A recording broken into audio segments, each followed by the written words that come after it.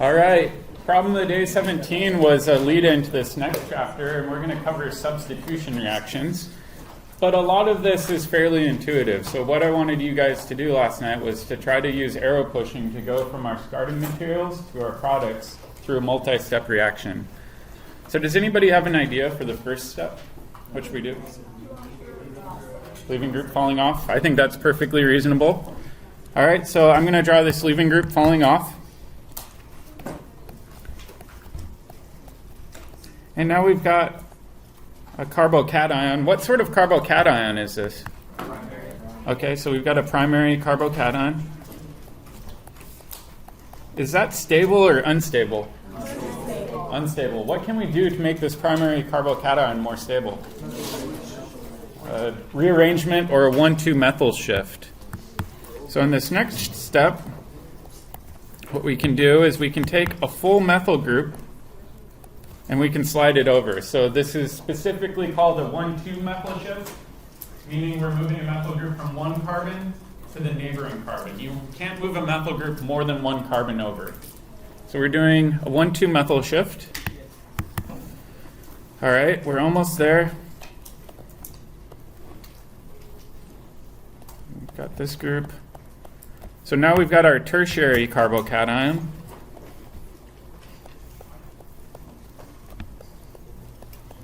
And I'm going to redraw this tertiary carbocation a little bit differently, and I'll show you why here in a second. So I'm going to draw this, and I'm going to abbreviate our isopropyl group as IPR, our ethyl group as ET, and our methyl group as ME. So let's look at it this way. We've got a carbon in the center. We can have a methyl group pointing back. We can have an ethyl group pointing forward. And we can have our isopropyl group hanging out on the side. What's the hybridization for our carbocation right here? sp2, right? Because we've got three attached groups. What does that mean in terms of its geometry? What geometry do we have?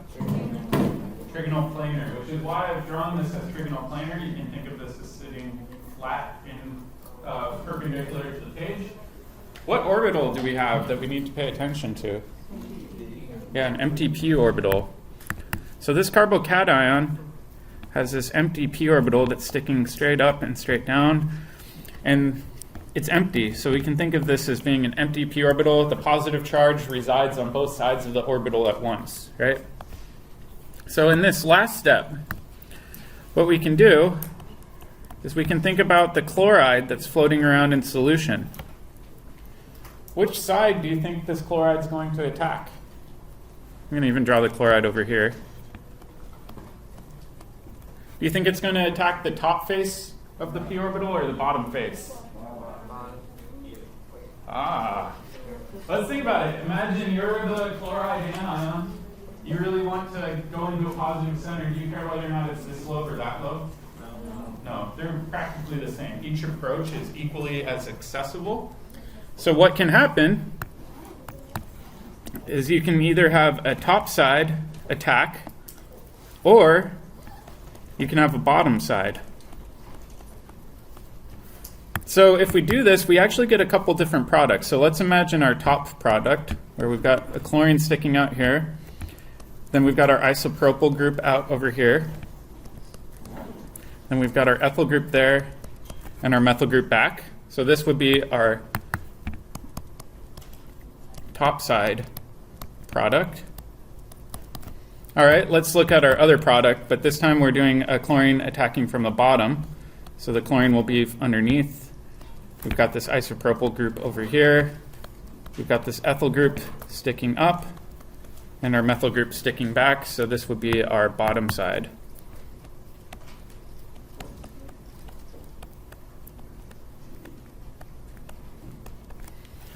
All right, what's the stereochemistry for the top side product? Is it R or S?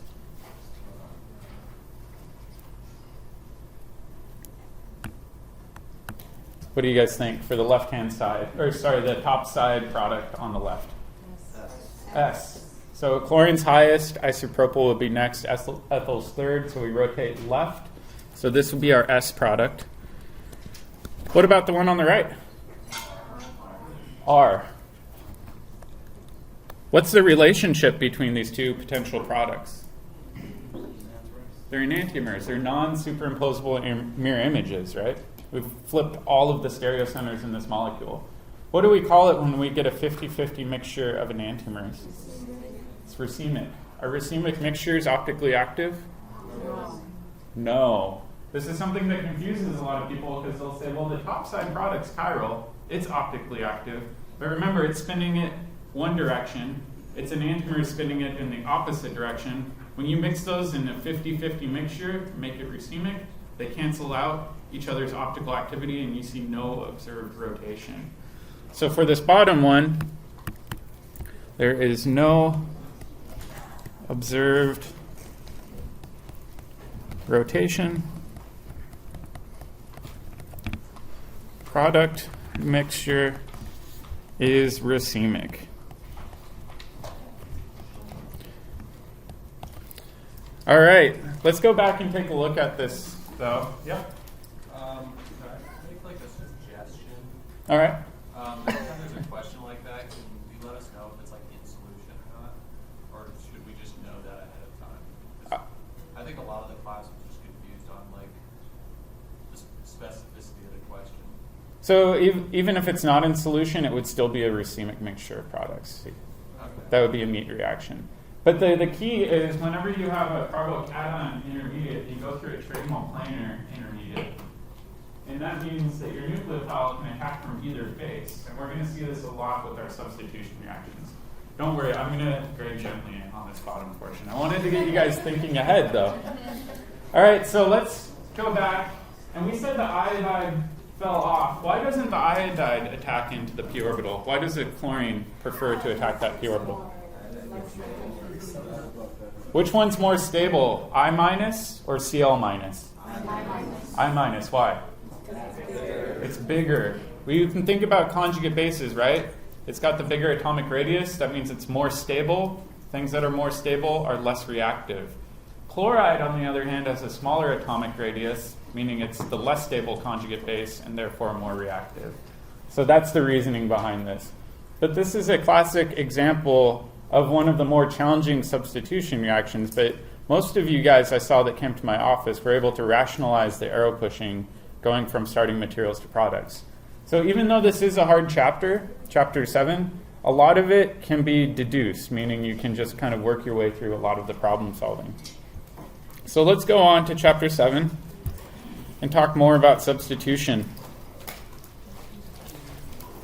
So just like with acid-base chemistry, I give you guys a general equation, HA plus B goes to A minus plus HB. We can think of a general equation for substitution reactions. And we've got a leaving group off of there. And then we've got a nucleophile, and I'm going to give the nucleophile a negative charge. And we're going to go to a new product. What do you think the new product will look like, actually? If it's a substitution reaction. Yeah, we're going to swap off the leaving group and replace it with the nucleophile. Pretty straightforward. So now the nucleophile's got no charge on it. And then our leaving group that pops off, what charge does it have? Negative. So there we go. We've got our basic substitution reaction. But we've got a couple different pathways that we can use. I've only shown you the starting materials and the products. I haven't shown you any arrow pushing.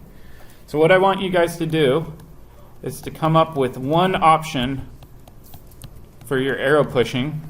And then if you think you've already nailed the one option, try to come up with a second alternative option that involves a different set of arrow pushing.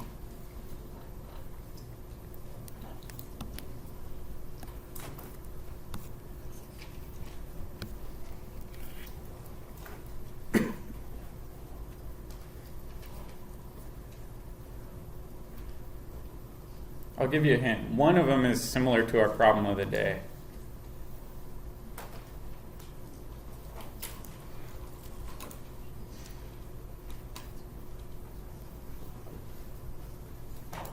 Raise your hand as soon as you think you've got one option down for arrow pushing.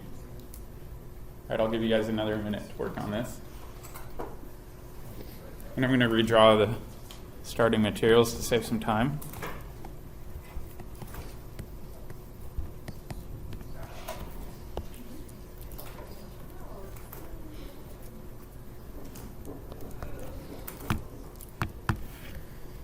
All right, does anybody have an option that they like? Anybody want to share their option with me? So what was that? So the leaving group fall off first. I think that's perfectly reasonable. So in our problem of the day, we saw an example where our leaving group falls off first. We end up with a carbocation. Now we've got a nucleophile that's still floating around, and we've got a leaving group that's still in solution. What do you think happens in the next step? The nucleophile adds in just like in our problem of the day. All right, I buy that. So the nucleophile can add in through the top. And when we do this, we now have our substitution product, and our leaving group is just hanging out on its own. All right, so that's one potential option. Did anybody find a different option? What do you think, Jared? You have the nucleophilic attack on the second carbon, and then the electrons jump up to the leaving group. All right, let's try that one. So we've got a second option. So option number 2 is, instead of having the leaving group fall off immediately, it's going to be maliciously shoved off. So the nucleophile is going to go in, attack that carbon. We can't have a Texas carbon, so we have to immediately shove off our leaving group. All right. So when we do this, we now have a nucleophile on the top and a leaving group that has been displaced in the reaction. What's the difference between these? Yeah, one is a two-step reaction, one is a one-step reaction. So let's make a note of that. If we look at option 1, the leaving group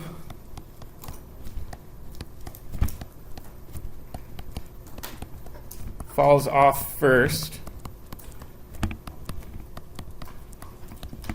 then the nucleophile attacks.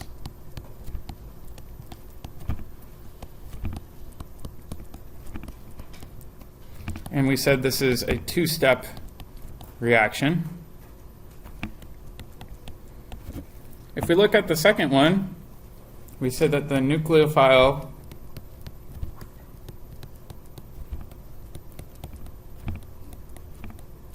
attacks and shoves off the leaving group.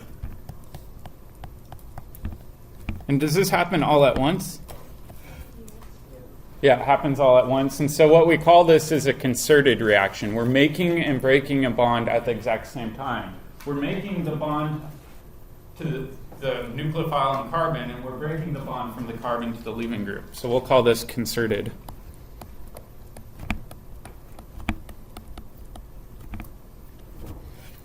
All right. Now what we're going to do is try to analyze which of these reactions is occurring and how can we tell them apart. And one way I like analyzing reactions is to create a reaction coordinate diagram like we've been doing with our enthalpy and entropy. So let's go on and look at some reaction rates. So I'm going to do option 1. Oop, come on.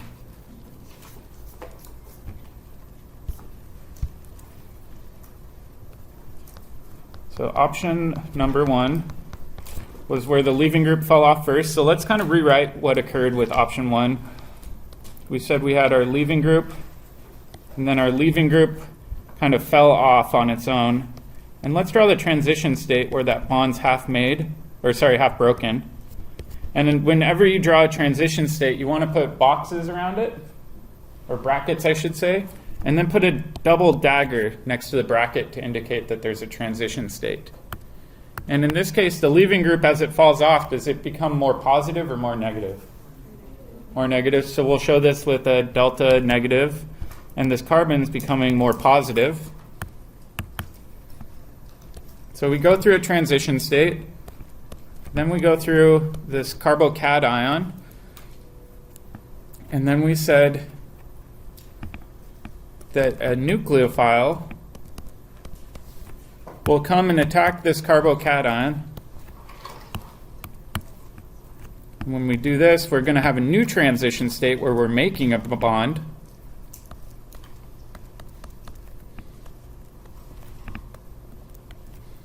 And again, this carbon's still partial positive. The bond hasn't been made yet, and the nucleophile is partial negative. And then we get to our final product.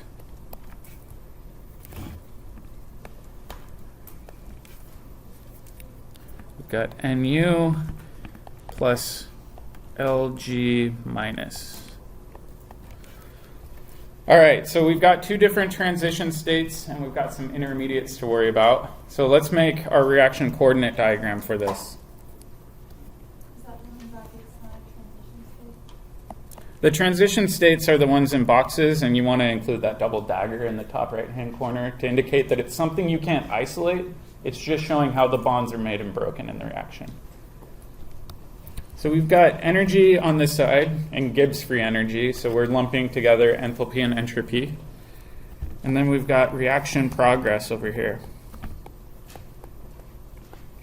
So what I'm going to do is I'm going to label these, and I'm going to say this is A, this is B, these two are C, then we've got D and E.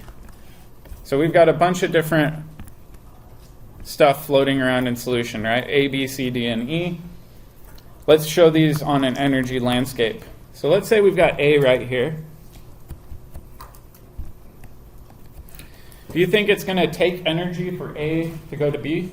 Yes. Yes, it's an uphill reaction. It takes energy to break a bond.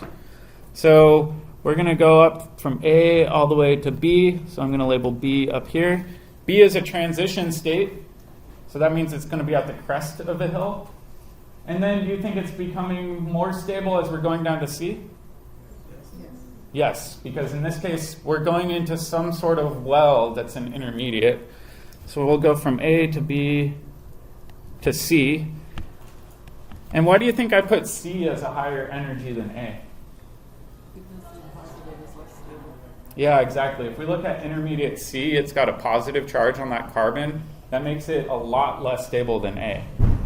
All right, then we need to go to transition state number D, or number D, letter D. So letter D be about here. It takes energy for this reaction to occur. It takes energy for the nucleophile to attack that electrophile. And then what happens after that? It's going to go down, and we're going to go to the new product E. And do you think E is going to be higher or lower than energy than A? Lower, or else the reaction won't be spontaneous, right? In order for it to be spontaneous, this reaction is going to have to go downhill. All right, now let's take a look at this. Yep. Are B and D at the same energy level? They're pretty close, but usually D is a little bit lower. Yeah. But let's take a look at this. What do you think the rate limiting step is? So think about something going to something. Which reaction arrow is going to be rate limiting? Well, think about it going from either A to C or C to E. Which one's rate limiting? Oh, this is tricky. This is where activation energy comes in, right? So let's think about the activation energy required for A to go to B. This is labeled EA1, right? First activation energy in the reaction. What's the activation energy for C going to E? It's just tiny.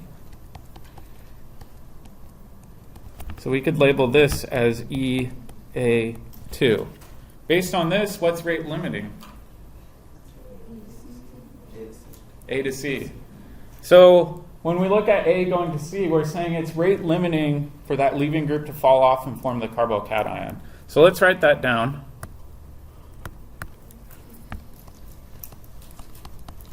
So the rate limiting step involves leaving group falling off and forming a carbocation. We agree on that?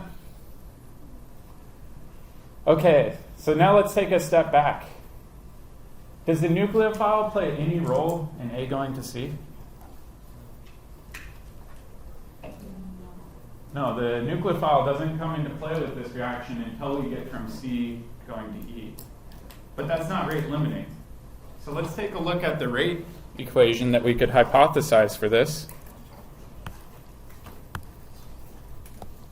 We could say that the rate for this reaction is going to be equal to some small rate or some small k, which is our rate constant, and then a concentration of something. We said that the nucleophile really isn't involved in the rate limiting step, so we're not going to include that in the rate equation. But what is involved?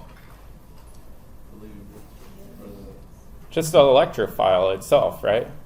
So the only concentration that matters in this reaction is how much of the electrophile do you have in solution. The amount of the nucleophile in solution doesn't change the rate of the reaction.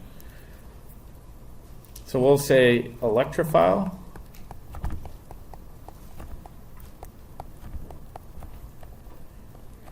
and in this case, the reason that the nucleophile attacking isn't rate limiting is that C is so high in energy that it takes very, very little energy cost for the nucleophile to attack C. C is so unstable, so reactive that the nucleophile can just run into it willy-nilly and it costs very little energy. But having that leaving group fall off takes a huge amount of energy because we're going to an unstable intermediate. All right, so this is our hypothesis. Let's say, as a chemist, I want to test this hypothesis. What's one way I could do it? Think about the nucleophile. It shouldn't have an effect, right? So let's say this is our hypothesis. The electrophile is the whole thing with the leaving group on it. So if we go up and we look at this one, this whole thing right here is our electrophile. Right? So the concentration of that is what matters. The concentration of the nucleophile, we said, wasn't involved in the rate limiting step, so it doesn't matter. All right, so let's say if we double the concentration of Nu, or our nucleophile, what effect will that have on the rate? There would be no effect, right? So we could double, quadruple, quintuple our nucleophile concentration, but it's not involved in the rate limiting step, so it just simply doesn't matter.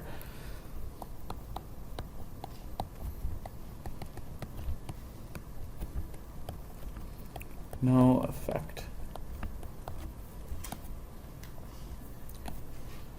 What happens if we double the concentration of the electrophile in solution? It'll double the rate, right? Because the electrophile concentration is involved in the rate equation. If we double this, our rate will also be doubled. All right, so this is option 1's energy coordinate diagram. Looks kind of complicated. Option 2 is a lot easier. So let's do option 2. So if you just had the maybe this is a dumb question, but if you just had the electrophile by itself without the nucleophile, would C automatically form? No, because you still need the nucleophile for C going to E, right? Because otherwise the leaving group would go back. Exactly. If we only had the electrophile in solution and no leaving group, it would be a non-spontaneous reaction. A going to C would be a positive delta G value. It'd be non-spontaneous and the leaving group would just add back in and you'd end up at A. But when you're at C here, it is spontaneous to go down to E, and so that drives the reaction to completion. That's a good question. So now let's go back to option 2. Option 2, I think, is a little bit easier to conceptualize. Option 2, we said, all right, we've got this leaving group on here. And then we said this leaving group gets shoved off by the nucleophile. So the nucleophile, we said, attacks in, and the leaving group gets shoved off. And so the way I'm going to show this is with dotted lines.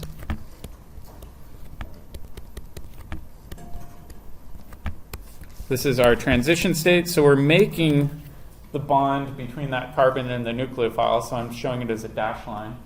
Yep. And so the fact that in the transition state we do have 5 bonds isn't a factor? Yeah, remember a transition state is as a bond's being made and broken, so the Texas carbon rules don't really apply to something where the bonds are at the same time being made and broken. Okay. Yeah, it's kind of like a half bond. So 2 halves equal a full bond. All right, so the leaving group, what charge should be on there? Yeah, partial negative, so we'll say partial negative. The nucleophile coming in is also partial negative. And the carbon in the center, yeah, it's going through a polarized transition state, so we can say that this is partial positive. And let's put a double dagger in the top right-hand corner to indicate that this is a transition state, not something we can physically isolate. And then our product is going to have our nucleophile added in, plus our leaving group, which has now got a full negative charge. So again, let's do the same thing. I'm going to label this as A. We've got transition state number B, or number B, letter C and B. And let's make a reaction coordinate diagram. Is this going to look the same? No. We only have one hill to climb this time. So I'm going to slide this down.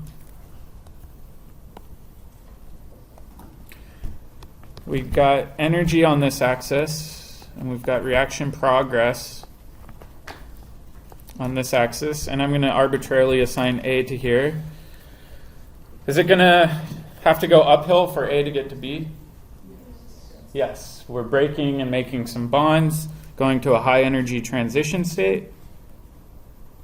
So B would be up here. And then if we look at C, our final product, do you think that will be lower in energy than A? Yes. Yes, in order for the reaction to be spontaneous, meaning it's favoring the product side, C is going to have to be lower than A. So I'll put C down here. So we have our starting material going over to the product side. We've got a new activation energy. This is the hill we have to climb. And so this is our concerted reaction. A lot easier to think about, right? All right. What's the rate limiting step? Yeah, it's the nucleophile attacking in. That's rate limiting, right? The leaving group's not going to fall off on its own. It has to be shoved off by the attack of our nucleophile.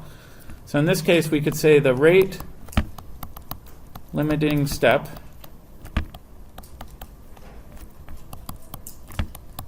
is the nucleophile attacking and shoving off the leaving group.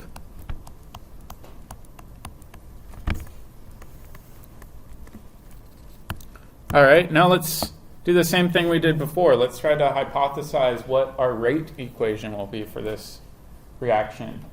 We said that the electrophile matters, right? But in this case, do you think the nucleophile matters too?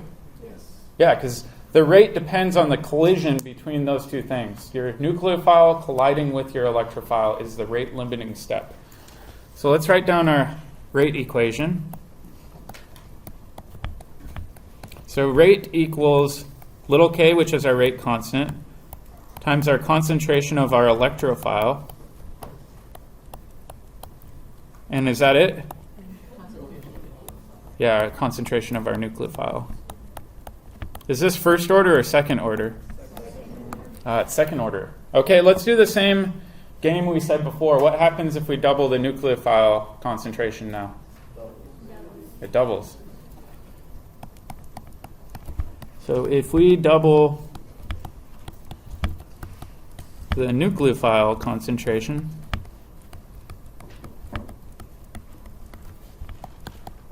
the reaction rate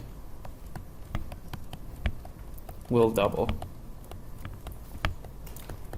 And you may be thinking, all right, Jeff, why are you showing me all these graphs? Well, this is actually what chemists do when they're trying to debate between two different possible pathways. Is let's say you have a reaction and you don't know, is it going through option 2, meaning is the nucleophile attacking at the same time the leaving group's getting kicked off, or is it happening stepwise? And the chemist doesn't know. We don't see reactions occurring, right? We just see starting materials and products. And so what chemists do in order to test it is they'll actually do exactly this game where they say, well, what happens if we double the nucleophile concentration? Does that change the rate? If it changes the rate, that means the mechanism we provided in option 2 is correct. If it doesn't change that rate, that means option 1 was correct. This is a whole branch of chemistry called physical organic chemistry, and it's a lot of detective work trying to figure out how reactions proceed. Yep?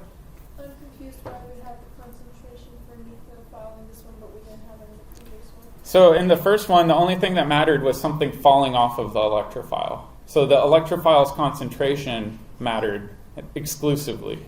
This one, it relies on the nucleophile running into the electrophile, so the concentration of both matter. All right, so chemists have a unique terminology for these two reactions. Let's go back to option 1. Is this a first order reaction or second order reaction? First order. If we go down to our rate equation, we said that it's first order.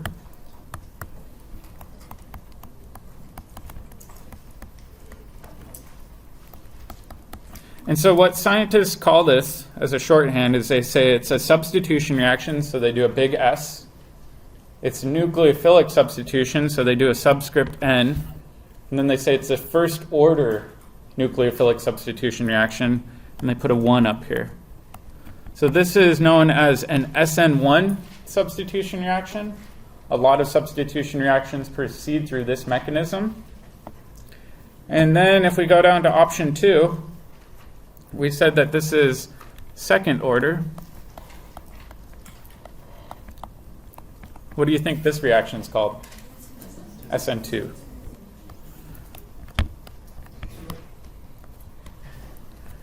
All right, so we've got two different possible pathways for substitution reactions. They each proceed by a different rate limiting step. They have different reaction orders. Let's go and kind of pick this apart even more. So we've addressed rate. We can differentiate them based off of rate.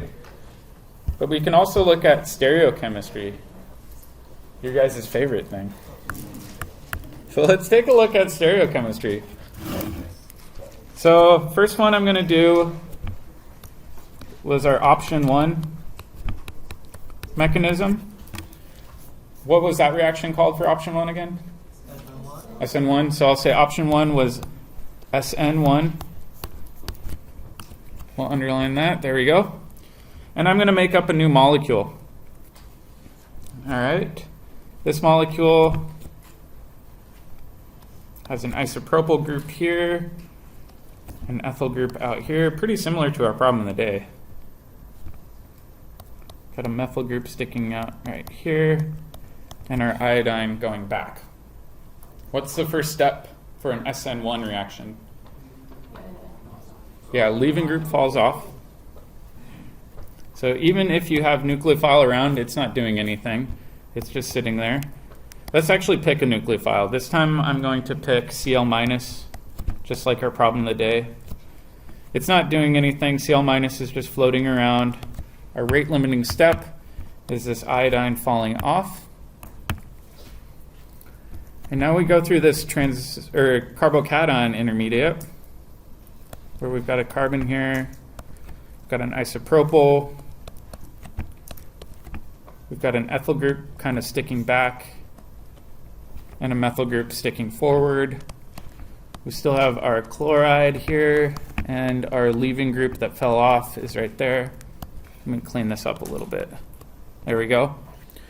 What's the hybridization again for that carbon? sp2, which means we have that p orbital we need to be concerned about. And just like in our problem of the day, which side is preferred, the top or the bottom? Either. So we can say, all right, with an SN1 reaction, we can have the top side, or we can have the bottom. Because either of these sides is equally as approachable. One side isn't blocked more than the other side. It's trigonal planar. Yep. So does the carbon, the fact that the carbon changes from sp3 to sp2 when the leaving group leaves change the position of the other? Because originally it's sp3, right? Until the leaving group. Yeah, as soon as the leaving group falls off, we switch hybridization to sp2. So is there anything else? Because it goes from tetrahedral to trigonal planar, right? Yep. So we go from tetrahedral to trigonal planar. All right, and so let's draw our two different products, and I want you guys to help me fill these in. We've got one product that's going to be our top side. So I'm going to call that top product, and then we've got a bottom product.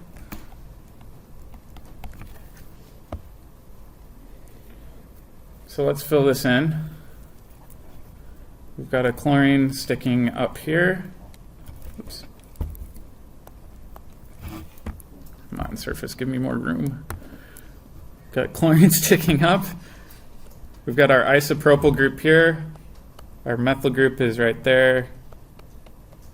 And then our ethyl group is sticking out kind of like that. Is that R or S?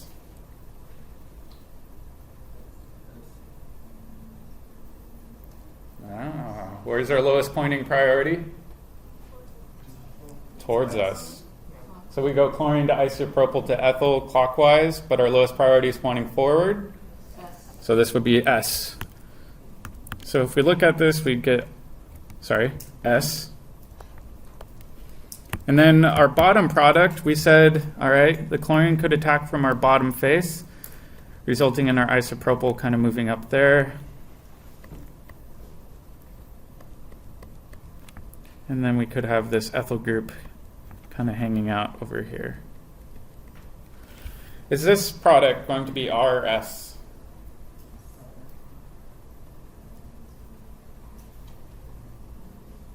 So chlorine's highest, isopropyl second, ethyl third. It's going to be R because lowest priority again is pointed forward. So we can go through and we can say R. All right, let's go back to our starting material though. What was the stereochemistry for our starting material?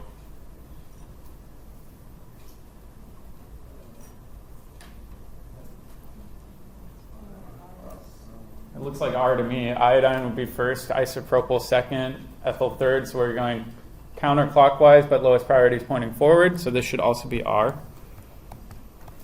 So in this reaction, we took a pure enantiomer. We put in a nucleophile, and then we get a mixture of enantiomers out, right? So in each of these, we're getting two different products. There's a slight preference for one over the other, but the reality is you get a mixture of some of them. So in this case, if it's an SN1 reaction, what I like to do is I describe this as a scrambling of stereochemistry.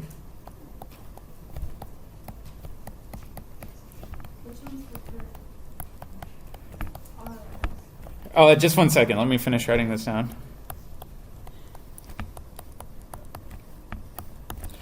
All right, which one do you think might be slightly preferred, R or S? Why do you guys say R?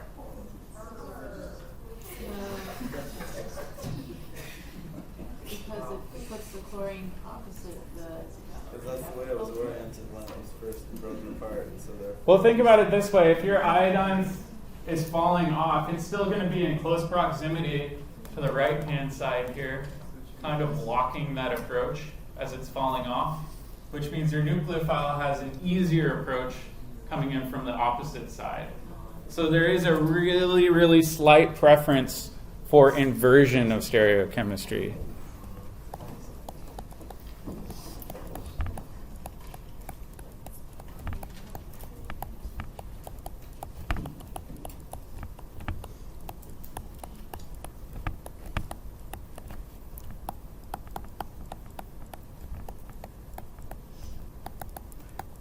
So let's say I throw this sample in, and this compound over here has an optical rotation of negative 20 degrees, and then I go and I check my mixture, and it's got an optical rotation of negative 5 degrees.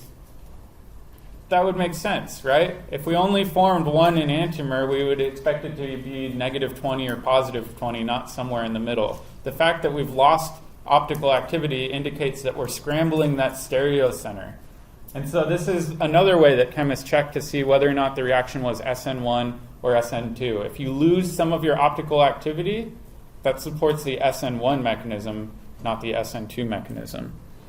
So let's take a look at option 2, our SN2, and see what happens there.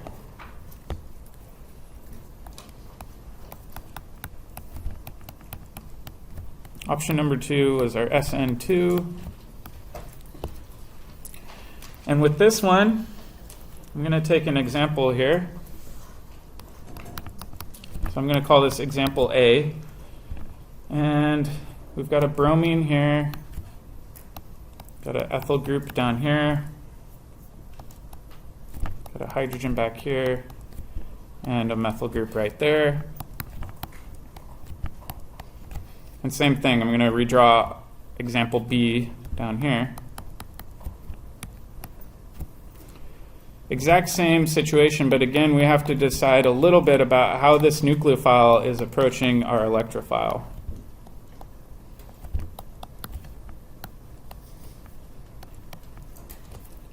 All right, example A, just for the sake of argument, let's say, all right, why doesn't the nucleophile add in here and kick off our bromine? Let's draw our transition state. So we've got a hydrogen pointed back, got our methyl group, we've got our ethyl group. Our bromine is being slightly broken, and our nucleophile is getting added in. Let me clean this up a little.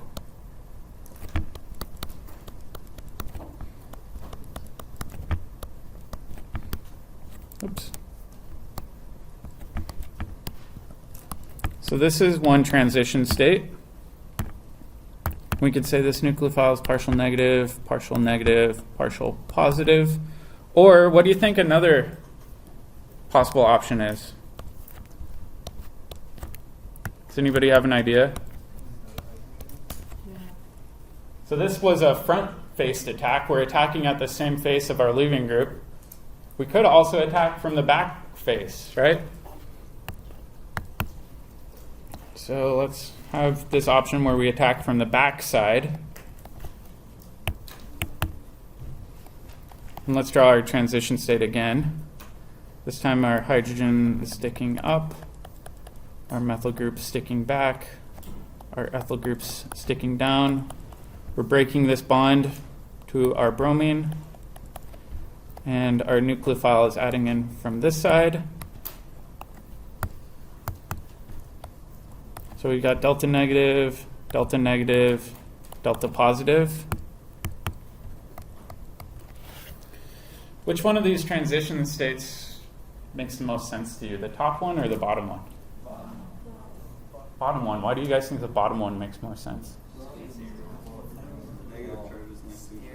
Yeah, Vesper theory says electron clouds want to be as far apart from each other as possible. And the top one, the electron clouds are being forced into really, really close proximity. So this one is not likely due to the close proximity of electron clouds. But let's, just for the sake of argument, draw our potential product out. If we did this one, we'd have a hydrogen here. We have a methyl group here. We have an ethyl group here. And now we've got our nucleophile. And with this one, we've got our nucleophile adding in from that back side.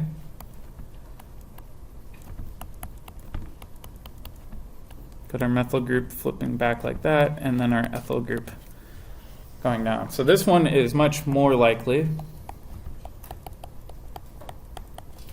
So let's take a look at the option B, or example B, that we said is more likely. What happened to the stereocenter? No, it stayed the same. Well, It kind of flipped inside out. The example I like to use is an umbrella flipping inside out. Imagine this portion is like an umbrella pointing towards the left side of the board. As soon as it gets here, it goes flat, and then on the other side, the umbrella flips inside out. So we're going through an umbrella flip in this reaction through a pyramidal or trigonal bipyramidal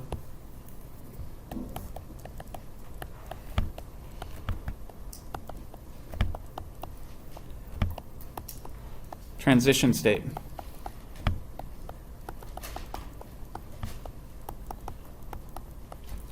And we said that going from here to here, we get an inversion of stereochemistry.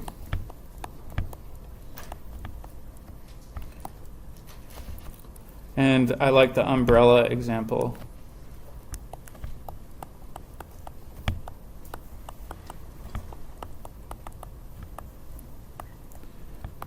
So what we call this is inversion. If we look at the top one, this is retention. Do you think we observe any retention of stereochemistry in this reaction? No, it goes through too high of transition state, so this is not observed.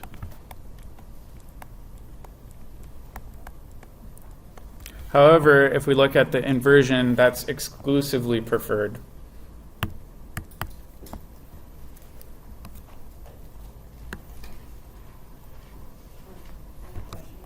Yep. So, A doesn't do the umbrella flipping? No, if we look at A, because we were attacking from the same face, we didn't have to do an umbrella flip in order for that nucleophile to add in. When we look at example B, we had to attack from that back face, and when that happened, we forced the transition state into a trigonal bipyramidal transition state, and then as it relaxes back, it's like the umbrella flipping inside out. All right, so imagine you're a chemist, and let's say I throw this starting material in, and this starting material has a specific rotation of positive 25 degrees. What should the specific rotation of our product be? Negative 25. That's assuming, though, that we're making enantiomers. In this case, we're making a slightly different product. So in this case, the important thing to remember is that we're doing a full, true inversion of stereochemistry. We're not scrambling the stereochemistry at all, so we're not really losing optical activity. We may change its sign, though. So chemists use a bunch of these physical organic strategies in order to elucidate reaction mechanisms. What we're going to do tomorrow when we come in is we're going to switch gears a little bit, and we're going to talk about the role of our electrophile, the role of our nucleophile, and the role of the leaving groups, because this is like a big murder mystery. We have to piece together all of the possible aspects of this in order to come up with a conclusion. Yeah.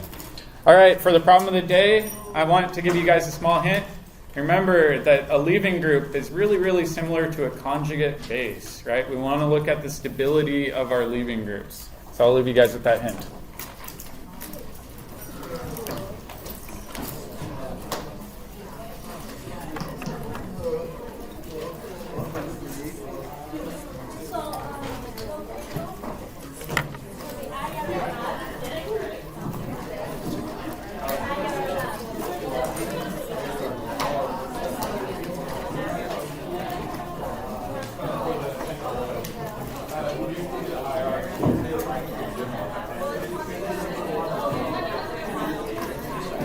Just one second. Let me turn this off.